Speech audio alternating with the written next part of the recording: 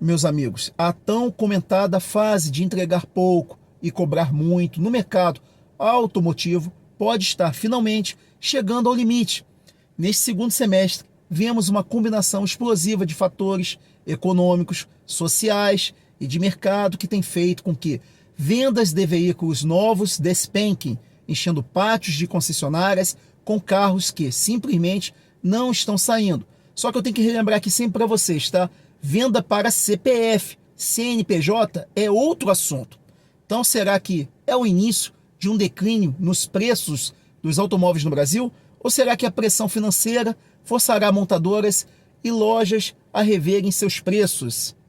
Para quem é novo aqui, seja muito bem-vindo ao canal Artifícios Automotivos. Se inscreva, deixe seu like para continuarmos trazendo conteúdo em primeira mão.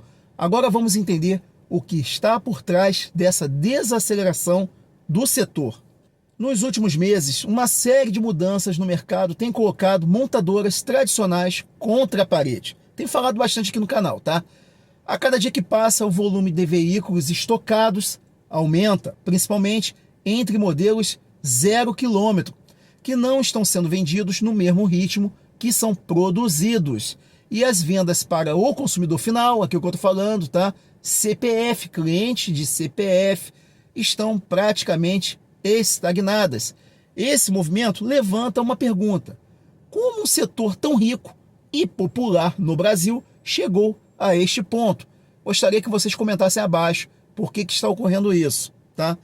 Mas aqui no vídeo eu vou dar uma resposta muito mais complexa, tá? Para entender o quadro, precisamos falar de fatores econômicos, alta de juros no momento, por exemplo, atingiu níveis insustentáveis para o consumidor comum. Taxa Selic, também conhecida como taxa-mãe, influencia todas as outras taxas no mercado, desde financiamento imobiliário até cartão de crédito. Hoje a Selic, por exemplo, passa dos 13%, quanto em outros tempos, antes da pandemia, gerava em torno de 3 a 5%.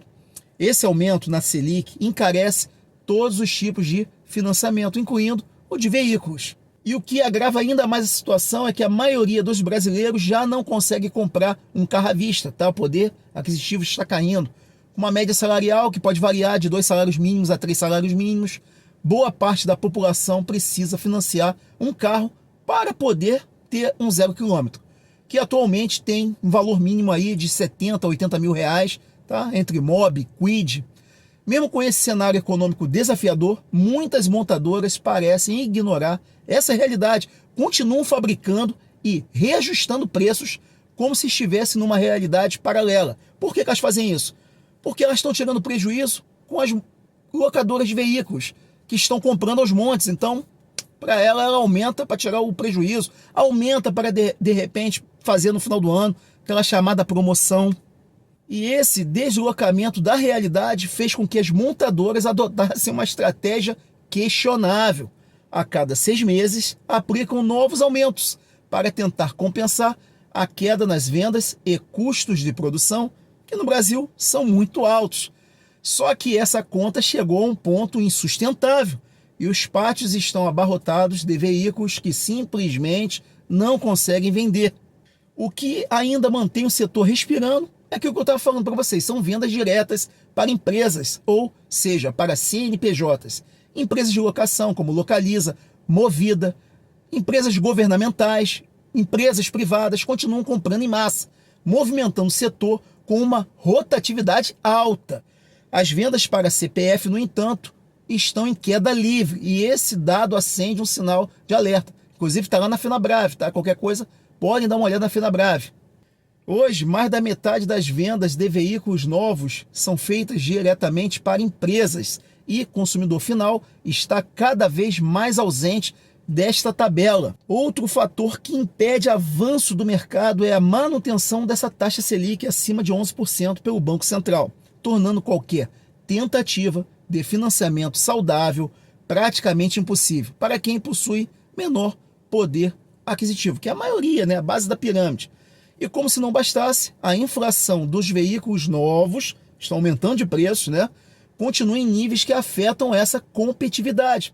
Apesar de muitos especialistas preverem que uma crise era iminente, a tal bolha que não acontece, As montadoras estão ignorando isso, esses sinais, e estão agora lidando com as consequências. Algumas marcas, como Chevrolet, já começaram a se mexer, tá? Promovendo feirões com preços reduzidos para tentar limpar estoques, mas ainda assim o impacto dos carros chineses só aumenta essa pressão sobre as tradicionais. Isso porque, enquanto algumas montadoras tentam forçar o governo a impor taxa sobre veículos importados, os chineses chegaram com estoques em massa e com preços altamente competitivos. Além disso, tem tecnologia avançada e melhor qualidade, atraindo certos consumidores que poderiam comprar um carro de 100 mil, 150 mil, comprar um carro mais avançado, atraindo esse consumidor para procurar alternativas um pouco mais com custo-benefício melhor,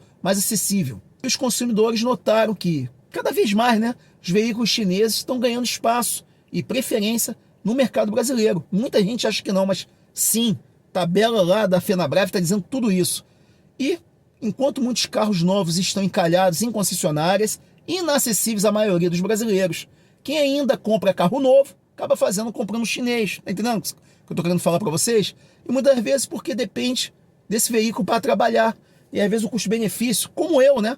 De não abastecer com gasolina, com esse álcool, com 35% de álcool na gasolina, água pura, eu prefiro abastecer numa coisa que eu sei que ainda não está sendo batizada, energia elétrica.